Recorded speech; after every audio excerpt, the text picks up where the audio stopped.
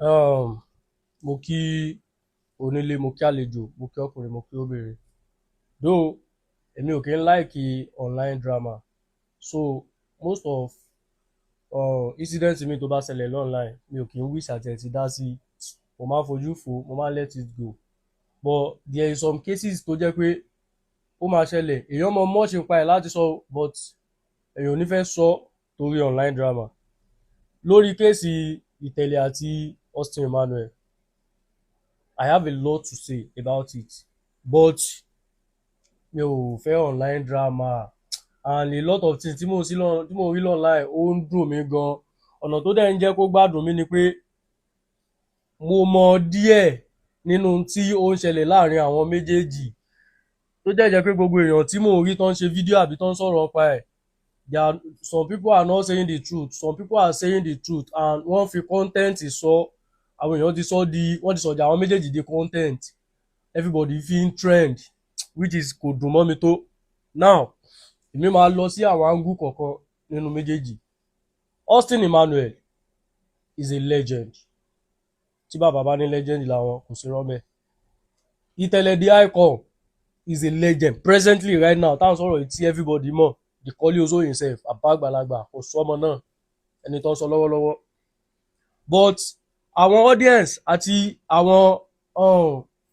industry members àti industry colleagues mi tó ń dá sí kéèsì mi ò like the way ìbọn ṣe ń dá sí, ẹ ti understand. Tá a bá dẹ̀ ní ká wọnú ẹ̀ jùjùjùjùjù, èèyàn máa yà sáwọn ibì kan tó jẹ́ pé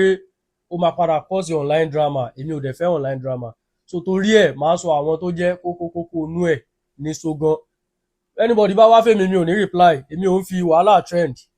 ẹ ti understand. But torí pé mo mọ díẹ̀ nínú in tó ń ṣẹlẹ̀ láàrin àwọn méjèèjì ló ń jẹ́ kó máa ká mi lára. Ṣé rí kéèsì yìí, Austin ò jẹ̀bi o, Itele náà dẹ̀ lẹ́bi,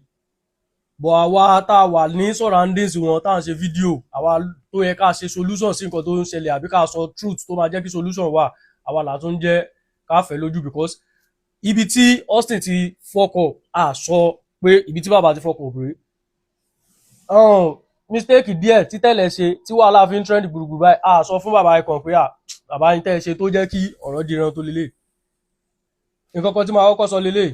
ṣé rí interview tí everybody ń grant these days yẹn, ó ń cause a lot of things. Like interview ń sọ ayé èèyàn di dáadáa,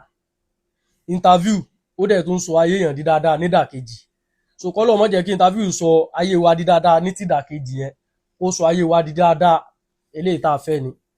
Tán bá grant èèyàn ní interview is a good thing láti fi jẹ́ káyé mọ̀ nípa ẹni, but tán bá ti wá throw àwọn question kan wá, kọ́lọ̀ fún wa ní òye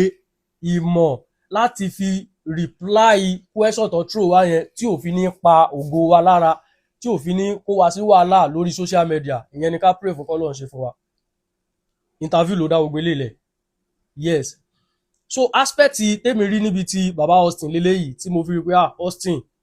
bàbá náà ní mistake díẹ̀ bí, tí mo dẹ̀ máa ń ka a lot of comments níbi tí bá ti rí fídíò àwọn méjèèjì tó pé most of àwọn fans máa ń sọ, but ẹlòmíì ò lágbèkalẹ̀ ọ̀rọ̀. Ṣé ẹ rẹ́ni tó bá ṣe mistake, tẹ bá fẹ́ correct ẹ̀ kó ṣe mistake pẹ̀lẹ́ lápọ̀ ó lábo, ó ní bẹ́ẹ̀ ṣe máa sọ ẹnìyẹn máa understand pé ó dàbí pé mo fọkàn. Kíkọ́ ṣe pé èèyàn ṣe mistake láìsọ ọmọ kékeré, láìsọ ọmọ gbé lọ́wọ́, ẹ kàn máa hit ẹnìyẹn náà ni pé bàbá you kíní kan too much. No, it's not done that way. Ẹ fẹ́ correct ẹ̀ ni, kò mí ìpèkẹ́ lọ̀rọ̀ ebú. Wọ́n grant Austin ní interview, bàbá ṣe gbogbo interview gbangbangbangbangbang, ó wá dé stage kí ni relationship tó wà láàrin ẹ̀yin àti Tele, wọ́n trigger bàbá yín straight bullet, which is not done that way. Ẹ jẹ́ sọ kọ́kọ́ fún yín, Austin bàbá ògo ni yín o, Ọlọ́run ní dá yín padà. Kò síṣẹ́ téèyàn máa ń ṣe láyé téèyàn ò ní rí challenges ńbẹ̀. Téèyàn bá wá rí challenges, èèyàn á túnra mú, á tún ṣòkòtò ẹ̀ sán ni, Ọlọ́run á dẹ̀ dá padà sí ti dáadáa. Ṣé ti understand? Kò ń ṣe wàhálà kí ni wọ́n máa ń pè kí ni kí wọ́n máa throw shade lèèyàn fi lè padà ní industry wa. Then nígbà yẹn ẹni bá mọ Austin dáadáa, ẹni bá mọ Austin dáadáa á mọ̀ pé Austin náà ò kéré, Austin hot láyé Mr. White, a lot of movie. Èmi gangan tí mo bá yín sọ̀rọ̀ yìí, first movie mi pé mo kọ́kọ́ fẹ́ ya first movie gidi láyé mi, pé mo kọ́ fẹ́ ya first movie bíi 2014 yẹn ay ọlọ́wọ́ dán ni fíìmù tí mo kọ́ yà láyé mi Austin ló play lead pẹ̀lú Fẹ́mi Adébáyọ̀ bàbá wọn ti ń gbà yẹn dáadáa ṣé ti understand second movie mi tí mo yà náà Ayinde Ogo tó sọ mí dá Ayinde Ogo tí gbogbo èèyàn pariwo lónìí yìí Austin dé díẹ̀ Ìtẹ̀lẹ̀ dé díẹ̀ so àwọn méjèèjì jọ wà true nígbà yẹn tán mi mọ relationship wọn according to everybody say sọ pé bóyá they are close friends or they are just working together it's fine but àwọn méjèèjì wọn sọ̀tá ara wọn wọ́n jọ wà ẹ ti understand Ìtẹ̀lẹ̀ lórúkọ mo ti mọ icon tipẹ́tipẹ́ oya between me and you guys mo ti mọ icon kí n tó mọ Austin mo falukura mbura mo ti ń wo fíìmù Ìtẹ̀lẹ̀ kí n tó meet àwọn méjèèjì mo ti mọ Austin náà but Ìtẹ̀lẹ̀ lèmi tẹ̀ kọ́kọ́ mọ̀ to be sincere Ìtẹ̀lẹ̀ mo ti kọ́kọ́ mọ̀ látàrí fíìmù Ìtẹ̀lẹ̀ tí bàbá ti ń dọ́fẹ̀ yẹn mo like bàbá pa role model ìgbà tí Austin dé bàbá ọtí dáadáa náà Austin Mr White kíní kan Austin ya fíìmù gidi alukuran lè azin nígbà yẹn but ẹ mọ̀ ibi táyé bá ti ń yí sí ìbẹ̀lẹ̀ ọmọ máa bá yí sí so kí n padà sórí mistake tí mo ní Austin ṣe bàbá bí tẹ́ẹ̀dí ṣe mistake tèmi mọ̀ lélẹ̀ lọ́gbọ́n ọmọ kékeré tèmi o wọ́n grant yín ní interview wọ́n bí nípa Ìtẹ̀lẹ̀ ẹ̀yin wá ti rí pé Ìtẹ̀lẹ̀ ẹ ti jọ wà rí ẹ ti jọ close dáadáa rí ẹ ti jọ ṣiṣẹ́ pọ̀ rí tó jẹ́ pé ìgbà tí challenges dé ní industry ẹ dá lọ jagun yẹn ní ogun yẹn ò tètè easy láti jà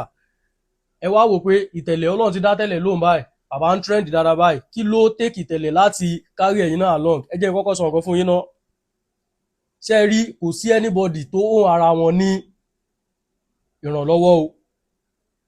like pé ẹ ṣe oore fún yàn rí mo kàn gbó ilé lọ ni o I'm not talking that pé Austin ṣe oore fún tẹ́lẹ̀ o mo sọ generally ọ̀rọ̀ life pé èmi Ayinde Ogo mo ṣe oore fún Túndé rí kò sọ pé kí Túndé sọ mí Túndé ò jẹ mí ní ẹ̀san oore yẹn padà láti san by fire by force o tó bá wù lọ́kàn ẹ̀ tí ó bá mọ̀ pé lágbájá àtijọ́ wà rí ó ti ṣe dáadáa fún mi rí o jẹ́mi náà sọ padà òun ni oore is not by all means your interview look like that like ẹ wo pé Ìtẹ̀lẹ̀ tẹ́jọ́ wà tẹ́ má jọ kárí ara yín àlọ́gìn gbà yẹn kí wá ló dé tóun ló lè no bàbá kò rí bẹ́ẹ̀ o ẹ má yà lọ bẹ́ẹ̀ rárá ẹ má jẹ̀jẹ́ kó le tó level yẹn the highest thing tí ò wọ social media tó lè jẹ́ kí kìíní yìí fine is that like issue wa industry man so everybody ń ṣégè ó so Austin ń ṣégè Ọlọ́run dá yín padà kò mẹ́mi yín lọ kò mógo yín lọ because tó bá mógo yín lọ ayé ò tiẹ̀ ní rántí ẹ mọ́ rárá but people are still talking about you kò mógo yín lọ Ọlọ́run wá gbé industry wa express ni everybody tomato sọ́nà a máa lára wa ẹ ti understand tẹ́nìkan bá tẹná lọ ẹlòmínà tó tẹná lọ ẹlòmínà tó tẹná lọ ṣé wá ẹni tó ń tẹná lọ yẹn Ọlọ́run ní jẹ́ kó jáàmù táìmù tó ń tẹná lọ yẹn fún ẹ̀kúnnú títí ẹ̀ mọ́tò ti rìn dáadáa nìyẹn ẹ súnmọ́ ta ni mẹkáníìkì ẹ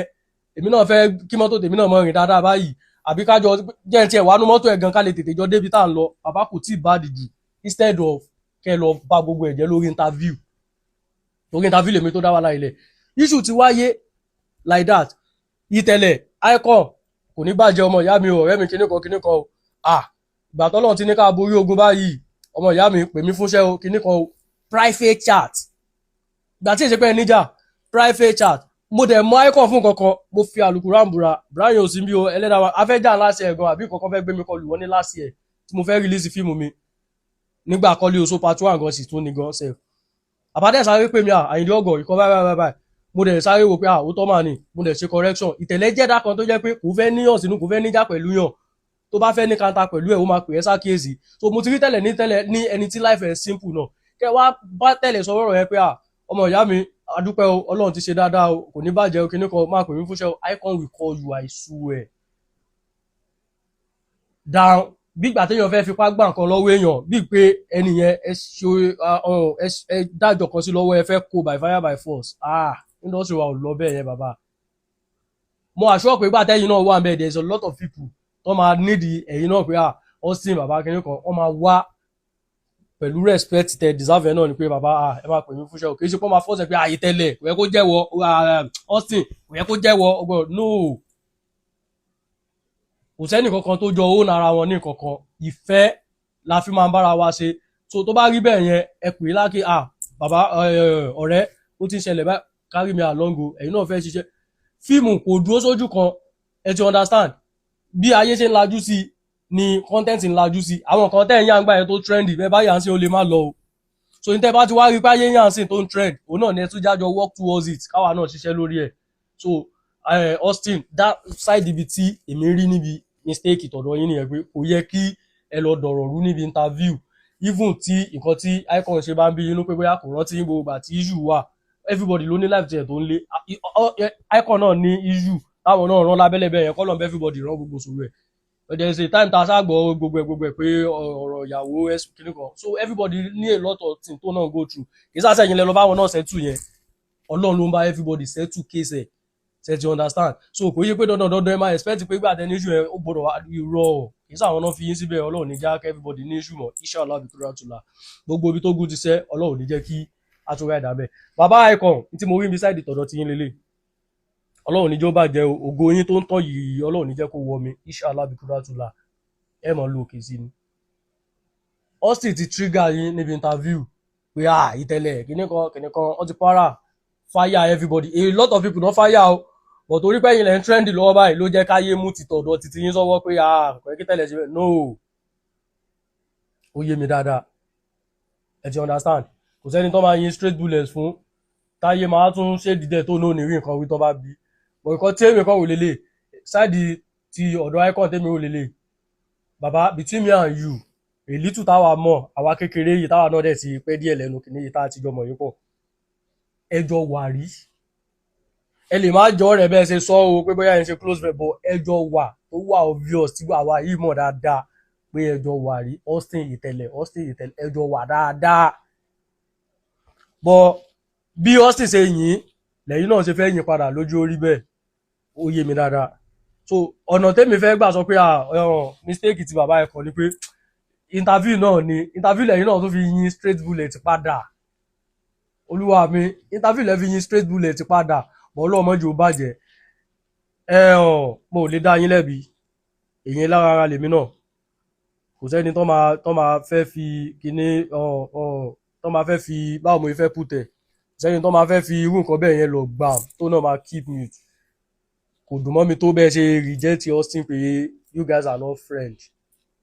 ó touch mi but èmi understand bó ṣe ṣẹlẹ̀ so ẹ̀bẹ̀ tí máa sábẹ̀ ni pé ẹ̀yin méjèèjì ògo ni legend dẹ̀ nìyí ẹ jọ̀ọ́ ẹ jẹ́ kí peace reign mo fi àlùkùránì bẹ̀ yín mo fi títóbi Ọlọ́run àtàná mọ́mọ́ mo fi bẹ̀ yín ẹ jẹ́ kí peace reign ẹ má jẹ́ káwa kéékèèké tá a kéré sí yín tá ẹnu wọ ògbòrò láti bá yín sọ̀rọ̀ yìí ẹ má jẹ́ ká a dá sí i and ní aspect ti kẹ́mítì tí ẹ pọ̀ tí ó jáde èmi náà lè ṣe o bọ̀ kò dùn mọ́ mi tó èmi ò fẹ́ ká pèsè ìdá sí I swear àpèsè náà mọ a lot ó dẹ̀ mọ but icon ọ̀gá àpèsè ni èèyàn ò lè rí ọ̀gá mi èèyàn ò lè àbí kì í ṣe rí fún mi mo fẹ́ sọ èèyàn ò lè fẹ́ dojú ògo ọ̀gá mi bolẹ̀ kó máa ṣe dẹ̀ kó máa drag ẹ̀ kí n má sọ̀rọ̀ mo fọlọ́ bá búra ẹ jẹ́ àjọ rò ó gbogbo ẹ̀yin tẹ́ fẹ́ máa dá kẹ́mítì lẹ́bi ẹ reason ẹ̀ dáadáa tẹ́yìn náà bá jẹ́yàn tó lóyà sọ́gà yín àbí sólóore yín is a thing everybody lè ṣe ṣe ti understand so mi ò fẹ́ ká dá kẹ́mítì lẹ́bi but kò dùn mẹ́mi tó pé àpèsè ìdásí because ìjà yẹn dàbí ìjà erin méjì ni so mi ò fẹ́ kí àwa tá a jẹ́ ọmọlẹ́yìn wọn ká wọnú ẹ̀ to that extent because kò sí bó ṣe lè pẹ́pẹ́pẹ́ tó wọ́n á parí omi ìwà nífẹ̀ẹ́ kọ́ parí káwa wá tún máa ní issue láàrin wọn kẹ́mítì ìkan tí mo lè ṣe ní kẹ́mítì ṣe bọ̀ kò dùn mọ́ mi tó lọ́nà tí kẹ́mítì gbà enter kéèsì yẹn ọlọ́run mọ́jú bàjẹ́ ní aspect bẹ̀rẹ̀ náà mo rọ̀ ẹ̀yin méjèèjì ẹ jọ̀ọ́ ẹ jẹ́ kí peace reign ẹ jẹ́ àṣẹ́tù ẹ̀ mo fẹ́ sọ kìí ṣe ẹ jẹ́ àṣẹ́tù ẹ̀ tálàwá àtó bá yín sọ̀rọ̀ aláìlẹ̀ àti àjìnà sí yín gẹ́gẹ́dẹ́ àjìnà sí yín wọ́n ẹ jẹ́ kí peace reign mi ìfẹ́ káwọn èèyàn sọ ìjà yín méjèèjì di content níbi pé everybody wá máa sọ títí ẹ̀ ya oríṣiríṣi mo ti rí ẹ ti understand there is a lot of drama mo rí àwọn ìmíì tó yẹ pé ó dùn mí gan Austin kò ń ṣe Austin ló yẹ kí everybody máa shade law life fufufufu bẹ́ẹ̀ wà láì kò dẹ̀ ṣe irú icon ló yẹ kí everybody lẹ́tọ̀ àti lè sọ pé àwọn fẹ́ máa fi comment section sọ tí ò yẹ kán sọ ẹ̀yin méjèèjì ògo ni wàláì ìtẹ̀kọ̀ nídìí rẹ̀ pọ̀ lásán ni sọ ọlọ́run níjú ó bàjẹ́ lórí tí kẹ́mítì tí mo sọ yẹn ẹ rí sí ẹ̀ dáadáa gbogbo ẹ̀yin tẹ́ fẹ́ máa dá kẹ́mítì lẹ́bi pé ó dá sí tí ó gbìjọ ọ̀gá ẹ̀ no èmi lè ṣe ìwọ lè ṣe tèmi náà kàn support ẹ̀ fully bẹ́ẹ̀ yẹn ọ̀bọ̀ èmi lè ṣe especially me now bíi kí ká fi màmá Esabod ṣe sample kéèyàn kan from nowhere kan wá kó lóun fẹ́ ṣéka alásàbí lẹ́gbẹ̀ẹ́ mi àbí ní true mi pé ìyá ẹ kìnnìkan yẹn kó sọ̀rọ̀ alásàbí láì dá lẹ́gbẹ̀ẹ́ mi ògùn apá mo fi àná mọ̀mọ́ búra mi ò ń fa wàhálà lọ́nà mo tún sọ mi ò má yọ̀ǹda lọ́nà bọ̀ pé o wá wà lẹ́gbẹ̀ẹ́ mi o wá fẹ́ sọ̀rọ̀ alásàbí láì dá pé Esabod ṣe kìnnìkan kó ṣe nǹkan yẹn gan màá kọ́kọ́ kú bẹ́ẹ̀ màá yá bẹ́ẹ̀ a máa jọ fà ná wàhálà ṣẹlẹ̀ you no get because tó o bá lóyà sí ọ̀gá ẹ̀ àbí tó bá lóyà sí ìyá àbí tó bá lóyà sí aláàánú ẹ̀ má jẹ́ kó jẹ́ 99% jẹ́ kó jẹ́ 100 ó ti yẹ